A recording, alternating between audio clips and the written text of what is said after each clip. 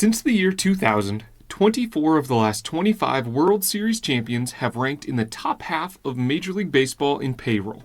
And that story is no different here in 2025, as the reigning number 1 team in payroll, the Los Angeles Dodgers, faced off against the number 7 Toronto Blue Jays last week.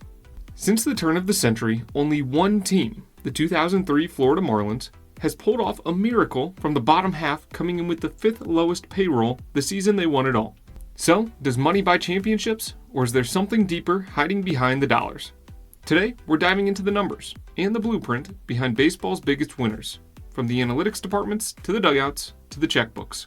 Let's find out why the rich almost always win and what it really takes to beat the odds. Start scrolling through the last 25 World Series champions and you tell me if a pattern jumps out.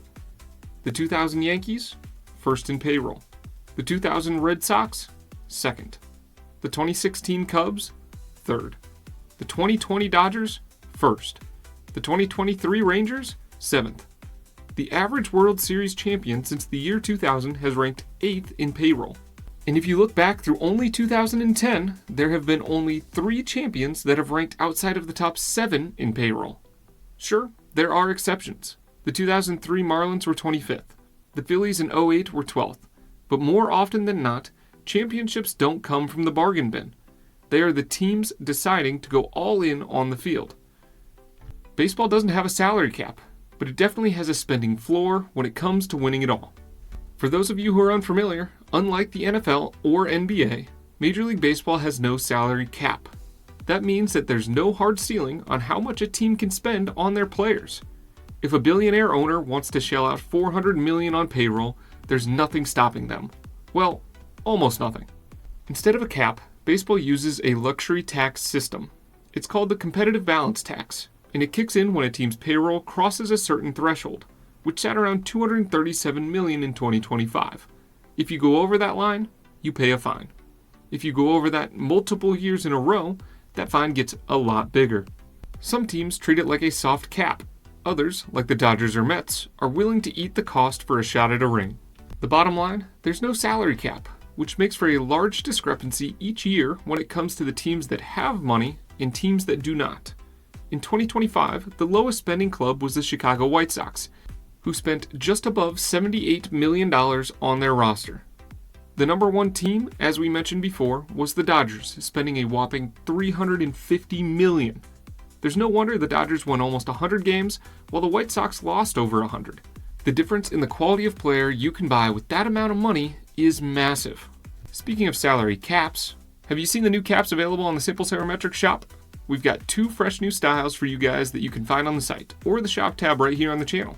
If you're a fan of baseball analytics, there's no better way to show off that than repping these crisp new lids. Make sure to check those out today if you're interested in supporting the channel.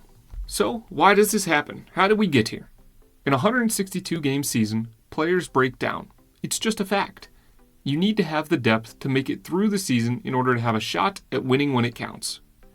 Big payrolls come with something small market teams just can't match, and that's depth. Need a 4th outfielder who can only hit lefties? You're covered.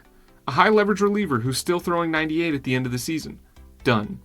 Teams that win in October have a deep lineup with options off the bench in the starting rotation and bullpen depth to go with it. You saw it in the World Series. Those starters threw punch after punch, and the best players in the world were standing in the batter's box. Even with injuries to Bichette and Springer, the Blue Jays lineup still found a way to turn over. That depth is going to be the biggest difference between teams at the top and teams at the bottom. Here's the other thing that money buys: certainty. Sure, you can always hope a rookie pops off or a waiver claim works out.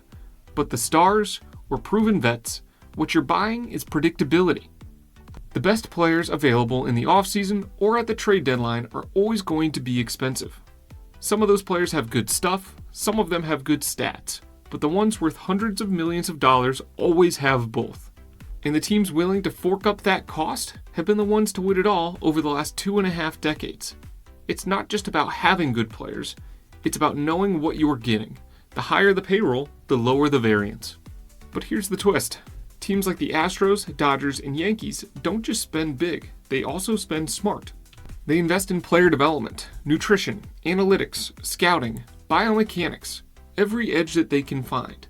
When the Dodgers sign a $25 million pitcher, they also know how to make him 15% better. That's not just payroll, that's infrastructure. It's not money or development. At the end of the day, it's both. And that's why the gap between baseball's top spenders and everyone else is only growing. But there's a catch. It's not just spend more, it's spend smarter. I'm looking at you guys, Mets. Teams like Tampa Bay and Cleveland have shown that they can compete with half of the budget. However, they can't do it forever. They have to line up the years when they are able to take their shots at a title. They hit lightning in a bottle, they build around one window, but they don't have the budget for mistakes or injuries to their top stars. The Dodgers do. So do the Phillies, the Red Sox, the Yankees, and the Blue Jays. And if you're wondering how the Dodgers ended up back in the World Series in 2025, it wasn't luck. It was payroll, development, and depth. And that formula, it keeps winning. So, do you need money to buy championships? Not exactly. But it does buy chances. It buys room for error. It buys the ability to lose a guy to injury and not have to panic. To make a bad trade and still recover. To reload when other teams are forced to go through a full rebuild. If you're a fan of a small market team, don't lose hope. The Royals did it. The D-backs almost did it. But just know, the odds aren't in your favor. And if your team's in the top 10 of payroll, well, you better hope that this is the season that they're cashing it in. So, what do you think about all of this? Should there be a salary cap in baseball? A salary floor to prevent tanking? Or is the current system good enough to maintain competitive balance across the league?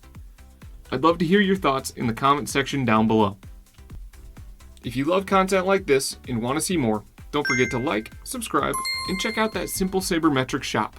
Like I said, we've got 2 brand new hat drops, and they're some of my favorite designs yet. Make sure to get yours before they're gone. And as always, thank you guys so much for watching. I'll see you next week for another baseball analytics breakdown right here on Simple Sabermetrics.